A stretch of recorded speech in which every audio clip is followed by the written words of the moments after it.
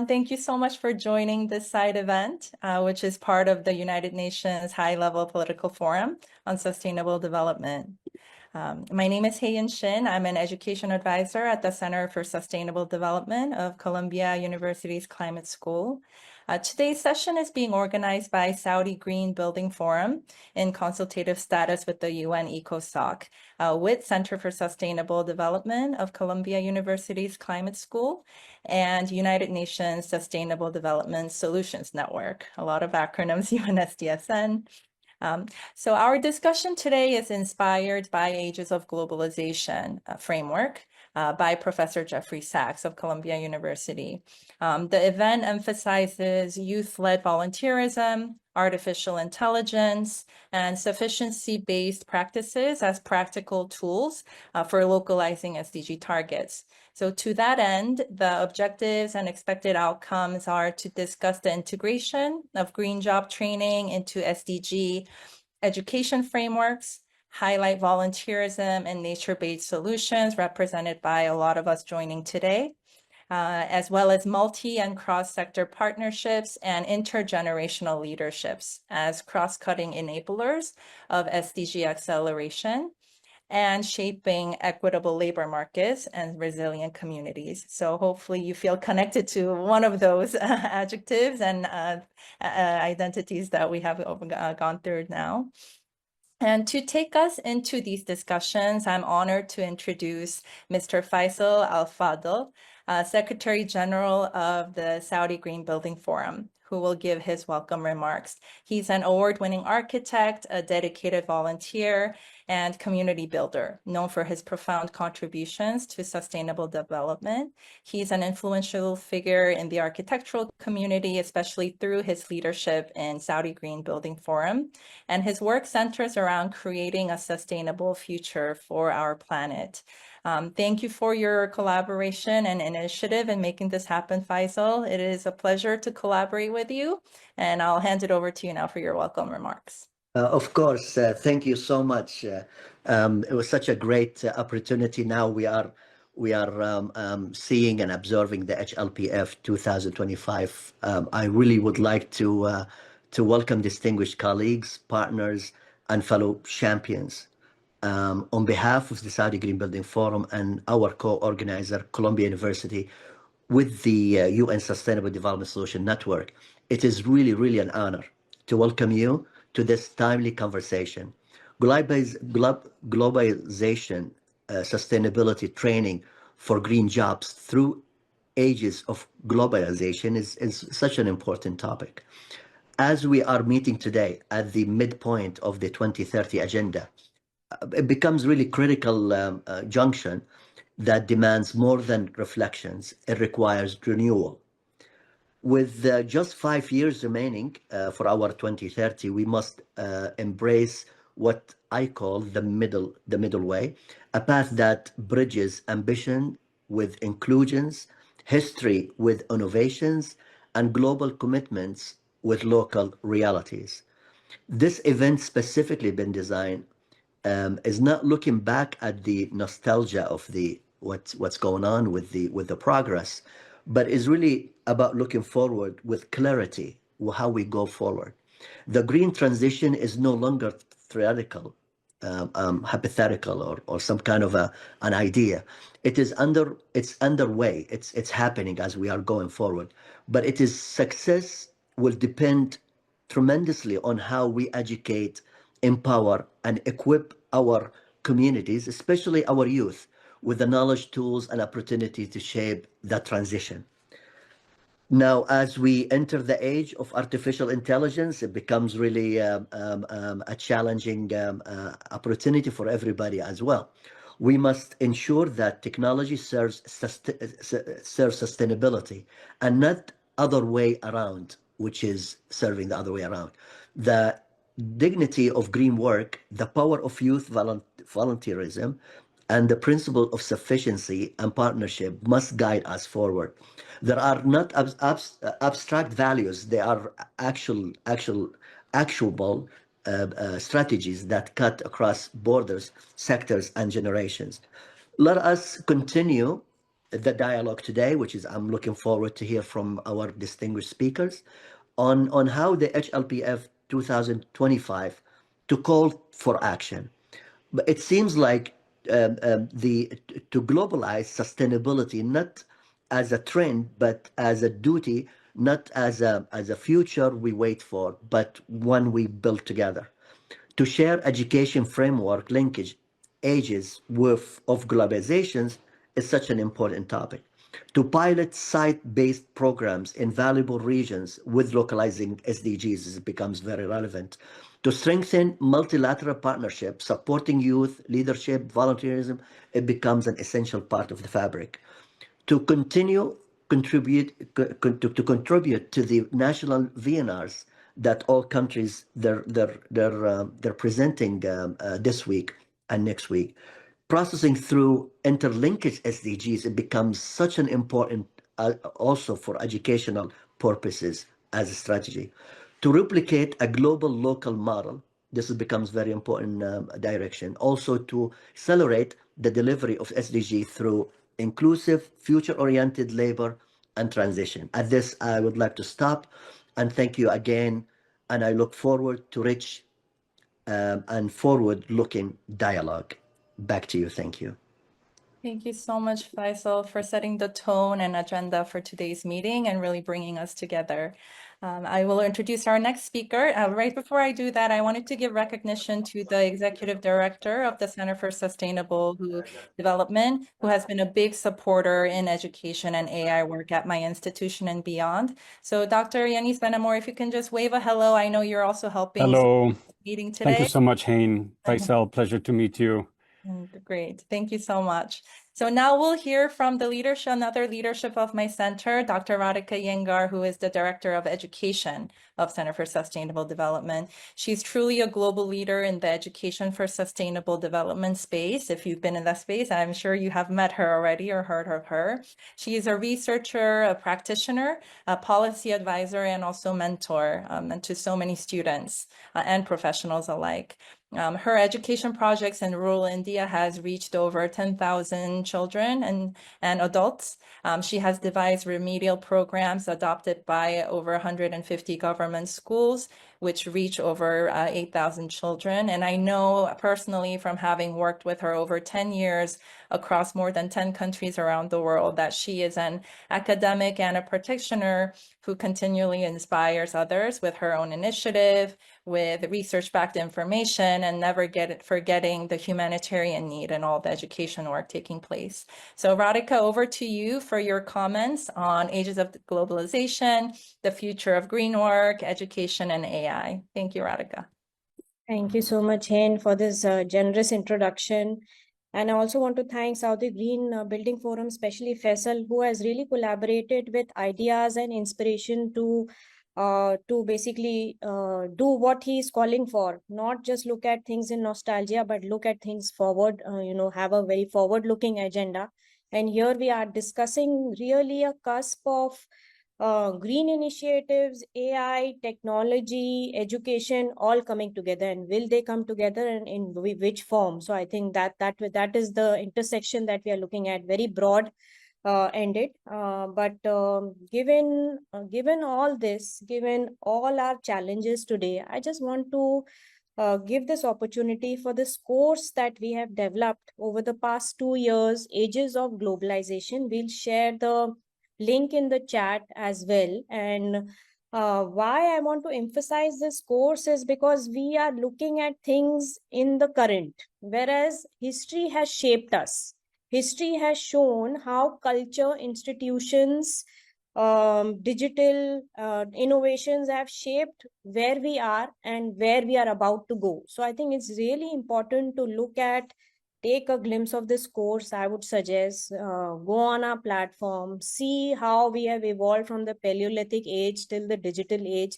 And as we are going through the digital age, let us be reflective of where we are going. Let us not willy-nilly try many things and then forget about what our challenges have been in the past and the history, especially with the sustainable development goals. We are at the high-level political forum on sustainable development, and we have learned a lot from history. This course covers a big aspect of sustainable development, but through water, rivers, culture, institution, religions have taught us many things. Geographical differences have taught us many things. So I would definitely urge us to look at the ages of globalization. Currently, as the course outlays, which is Professor Jeffrey Sachs's course, we are living in the digital age. And in this age, we are seeing a lot of different changes from 500 AD till around 1000 AD. We were seeing how the East was a technological advancement and how it transferred it to the West. From 1500 AD onwards, it's the West or the European powers that have taken over technological innovations. And now, around the 1960s, 70s, we saw internet, and internet developed. The West has become, or especially America, has become a superpower in all the technological innovations. And how did that happen? Look at the course and we'll realize the different ages that we've gone through and what each country has contributed and how each country has contributed to where we are. In that sphere, now we are in the digital age where we also discuss AI as a part of the ages of globalization. And through our task force, where Professor Yanis is heading a much larger task force, and a couple of us here, including Esther and myself, we are working on the education and AI task force, working on many different reports here. And our basic understanding here has been that in this world of AI, context really matters. And we have to look at the contextual aspects of how AI has been used for becoming smarter or for becoming lazy. So again, we have this powerful tool, and it is up to us on how we make it geared towards the green jobs for the future. What we are currently seeing is that the AI aspect is developing and the green jobs are going in a separate way. How can we blend these two worlds together for the benefit of our society? And what are the skills that are oriented towards this green jobs? Still evolving, but what have we learned from the skills is something I think Professor Gottlieb will be able to highlight more. I just wanted to mention that with this AI and education task force, we will be looking at green skills. We will be looking at skills for the future.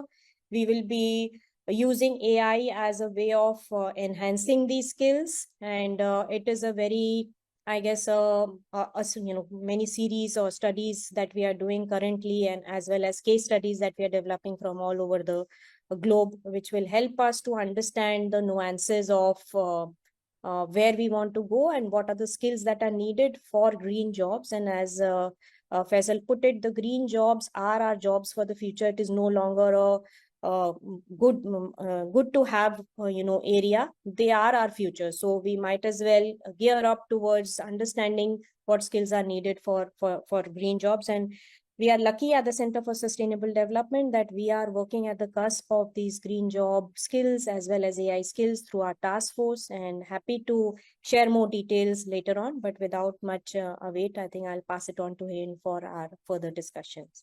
Glad to be here. Thank you. Thank you so much, Radhika, and thank you for bringing that focus to linking the historical systems thinking with AI-driven sustainability education, which will be a big part of our discussion today.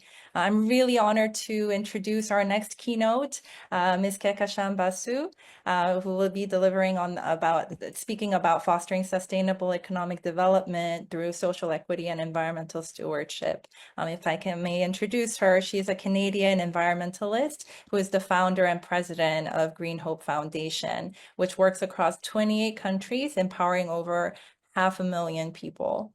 She is the recipient of Canada's Meritorious Service Medal and has been recognized as a UN Human Rights Champion, Forbes 30 Under 30, a National Geographic Explorer, and one of Canada's top 25 women of influence. She has spoken at over 500 UN and international fora. We are so excited to have you. Thank you for taking this time to share your insights and your experiences with us. I'll hand it over to you, and please also feel free to share your slides.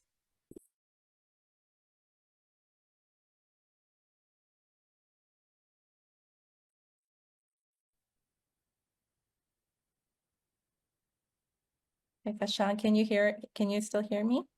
Oh, I think now you're back. Now we see you. Great.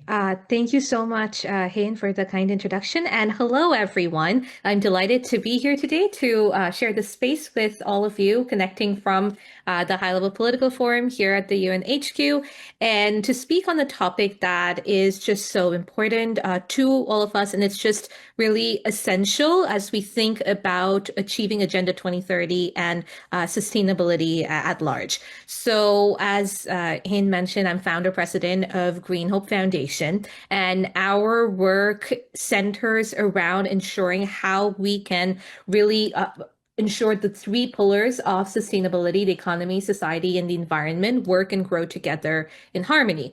And for that to happen, we need to really center SDG 8 and address all of its different intersections.